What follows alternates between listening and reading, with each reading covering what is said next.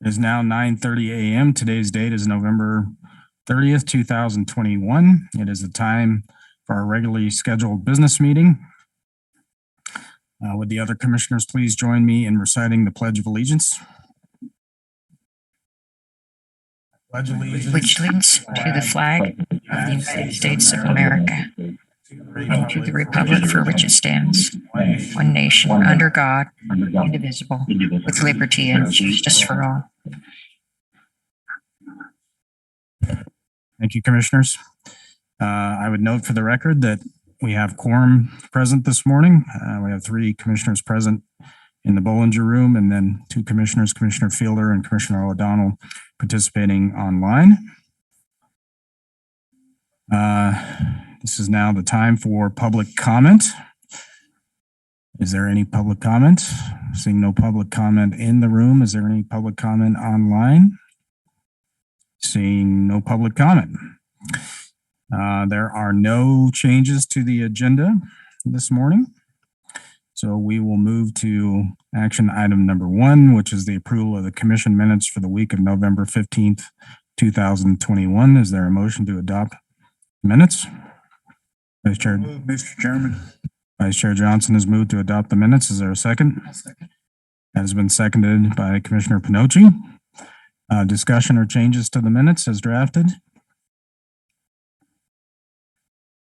Seeing none, all those in favor of the Vice Chair's motion to approve the minutes for the week of November 15, 2021, signify by saying aye. Aye. Aye. All those opposed signify by saying no. Seeing no opposition, motion carries unanimously. All right, let's move into our work session. Item number 1 is docket 2019.12.108. This is AMI rulemaking. We're here to consider a draft notice of adoption. Mr. Hamilton, you're handling this matter this morning for the commission. That is correct, Mr. Chairman. Thank you. Mr. Chairman and Commissioners, good morning. This work session concerns the notice of adoption, or rather the draft notice of adoption prepared by staff for the AMI rulemaking. This has been an ongoing process in response to the direction from the Montana legislature to consider whether an opt-out program is appropriate for advanced metering devices. In the last legislative session, House Bill 606 changed some of those statutes and rephrased the definitions in a way that changed how we approach this rulemaking.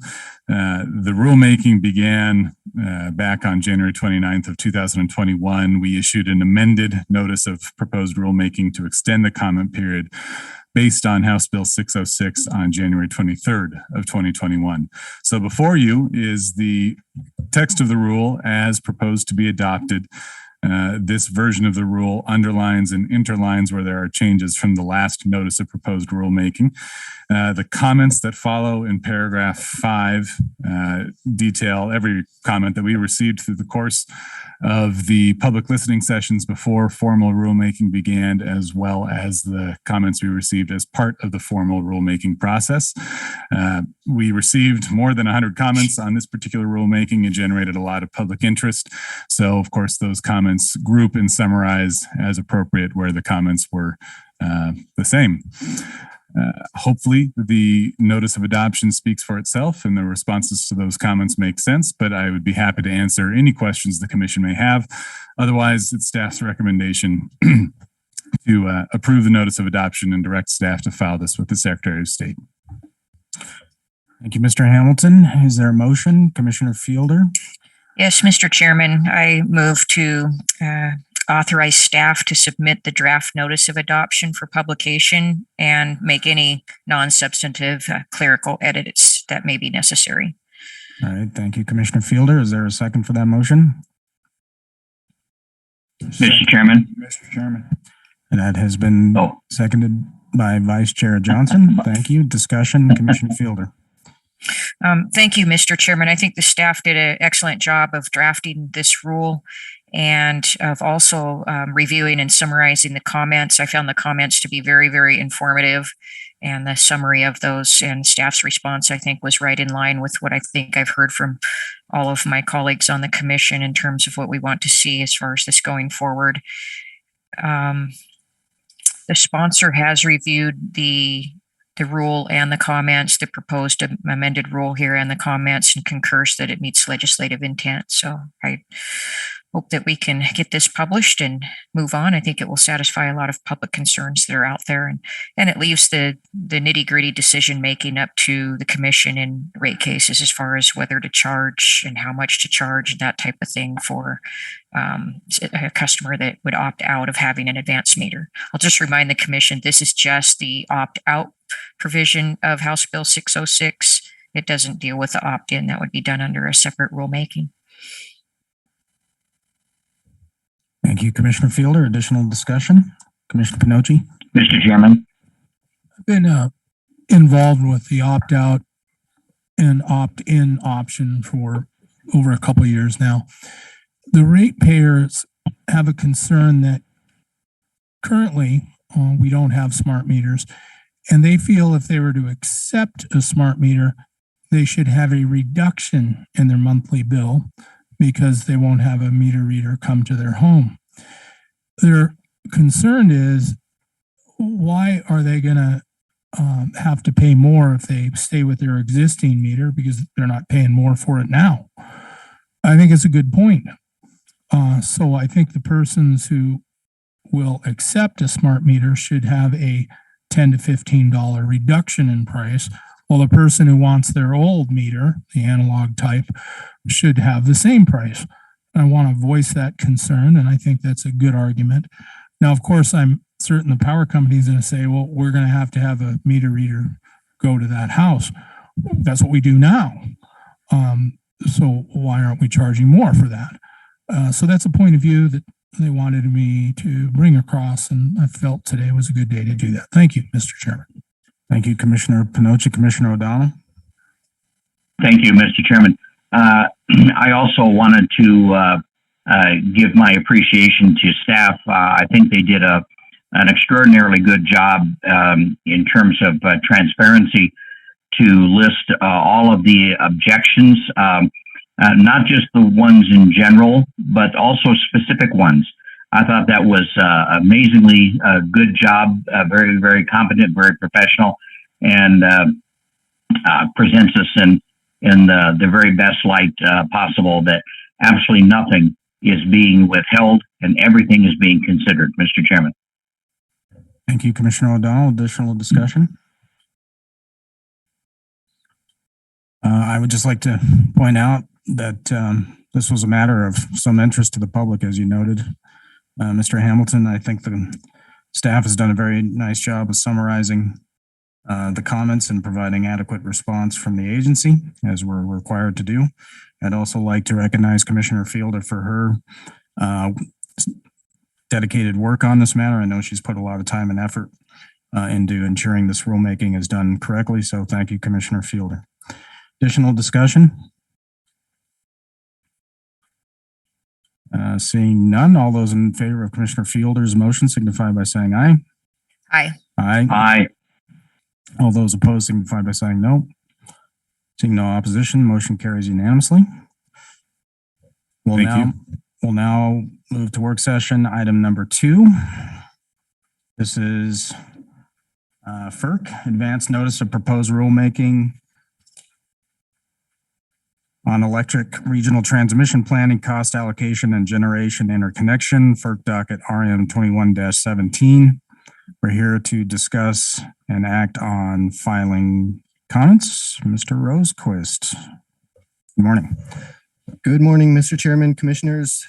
At a work session 2 weeks ago, the Commission directed staff to prepare a draft set of reply comments in this FERC rulemaking. Pursuant to the Commission's direction at that work session, the staff endeavored to keep those comments brief and to leverage heavily from direct comments that have already been submitted by NARUC and others.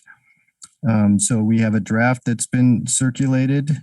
I'm not going to go through the draft point by point, but you'll see that we were able to touch on some issues of importance to the Commission, specifically page 2, which emphasizes appropriate cost allocation procedures that will be important in protecting Montana ratepayers from bearing disproportionate cost for regional transmission expansion.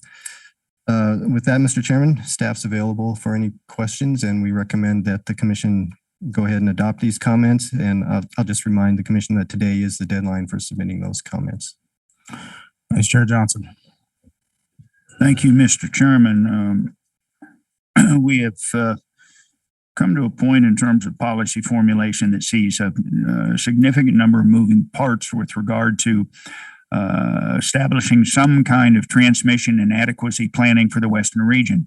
One of the most recent entities to join that discussion now is FERC with its advanced proposal for rulemaking. I think, Mr. Chairman, as I said 2 weeks ago, it's critical that the commission is at the table for this discussion. And I think that the staff has done, frankly, an exceptional job in terms of condensing down to a very concise and effective format the concerns that we ought to keep in front of us as the process moves forward. So I would move approval of submission of these comments, Mr. Chairman.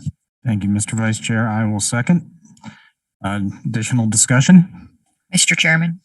Commissioner Fielder? Thank you, Mr. Chairman. Yes, I found the comments that staff prepared to be very, very good and concise and valuable. There was one sentence that I had a question on, though, and that was second page, second paragraph, first sentence. It says Montana has good wind resource potential, and I don't see a footnote behind that, and I'm not sure where that conclusion came from. Mr. Rosequist? Mr. Chairman, Commissioner Fielder, we could certainly probably find a footnote to reference, and maybe that would be a good idea. I think it's generally several wind potential studies that I've seen have highlighted Montana's wind potential as being highly ranked. I can't give you a number for that, but if it would be helpful, I think we can dig up a footnote to attach to that sentence. Mr. Chairman. Commissioner Fielder? Thank you, Mr. Rosequist. So not having a reference there right now and the comments being due today. And, you know, there's questions about, we know that Montana can be very windy at times, but is it windy at the right time? Is it windy, you know, predictably windy at the right time when it's needed? I still have questions about that. I think there's still a lot of questions about that. So I think it may be better to rephrase that sentence just a little bit to something rather than saying Montana has good wind resource potential, you know, as a conclusive statement from this commission, possibly changing it to something like Montana may have good wind resource potential, so that we have an opportunity to not to basically look into that and determine if that's a statement that this commission you know wants to stand by in terms of you know how firm we believe in that, or the data that's behind it to back it up. I think we should have a caveat on there, because I haven't seen the studies that show that Montana has good wind potential at the time when it's needed. Mr. Chairman? Commissioner O'Donnell? Thank you. Yeah, I think that that line might be easily, I appreciate Commissioner Fielder's comments on that regard, and I share them. And it might be just amended to say Montana is regarded as having, or is reputed to have, or has been stated has great wind potential, something of that nature, without altering the sentence in any major way, but just to moving it a step back from the declaratory statement that she made, or that it made. Thank you.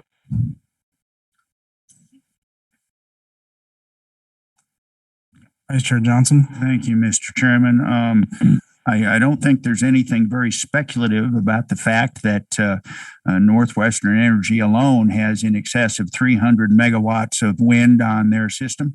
I think that, frankly, that fact alone substantiates the contention that there is good wind potential in Montana. And I think we're frankly fixing something here that ain't broke, Mr. Chairman. Additional discussion? I guess Commissioner Fielder. Mr. Chairman? Go ahead, please. Hold on, Commissioner O'Donnell. Go ahead.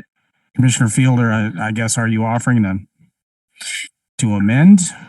I think I will. I'd be more comfortable with this if it were slightly amended. So I will move to amend this sentence, first paragraph. Second paragraph, page 2, first sentence. Strike has good and replace with may have good. All right. I think I understand. So it will read Montana may have good wind resource potential. All right. Is there a second for that motion? Mr. Chairman, second. All right. Discussion. I'm going to oppose. This is the chairman. I'm going to oppose this amendment. I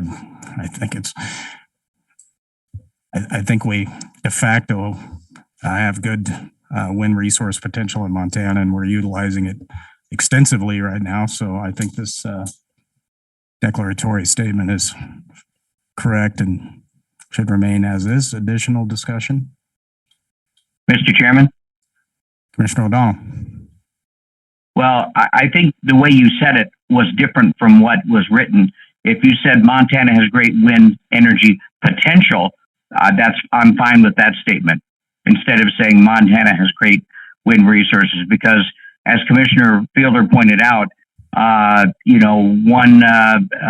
megawatt of wind energy is not the same thing as 1 megawatt of energy that's available at all times. It moves up and down. So sometimes there is great wind energy created in Montana. Sometimes there isn't. So I think some companies regard Montana as having great potential. Maybe we do.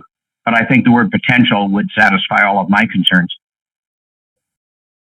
And hopefully, and I think maybe Commissioner Fielder's also. Mr. Chairman, Commissioner O'Donnell, thank you. The word potential is already in the staff memo. The sentence reads, now Montana has good wind resource potential. My amendment would change it to my amendment would change it to Montana may have good wind resource potential. And that is because there are question marks about whether, whether it's, definitively, reliable and good or not. We just, that's, I think, yet to be determined. Mr. Chairman, let me apologize for my computer screen went dark, and so I wasn't looking at the exact text on there. So sorry for that error on my part. Thank you. All right. Additional discussion on Commissioner Fielder's amended language? Seeing none, I think we'll do a roll call vote. Vice Chair Johnson? No. Commissioner O'Donnell? Yes. Commissioner Finocchi? Commissioner Fielder? Yes. And I vote no. Amendment fails. Back on the original motion. Additional discussion? Mr. Chairman? Commissioner O'Donnell? Thank you. I wanted to point out that it was referenced at an earlier meeting that when Commissioners Johnson and I spoke with FERC commissioners at the recent NERIC meeting, that Commissioner Danley in particular strongly emphasized that the information flow is a bottom up, and strongly encouraged states to participate in all matters that pertain to them. So I applaud the staff for this putting together this document, and for the commission for voting to send this information on up. Thank you, Mr. Chairman. Thank you, Commissioner O'Donnell. Additional discussion?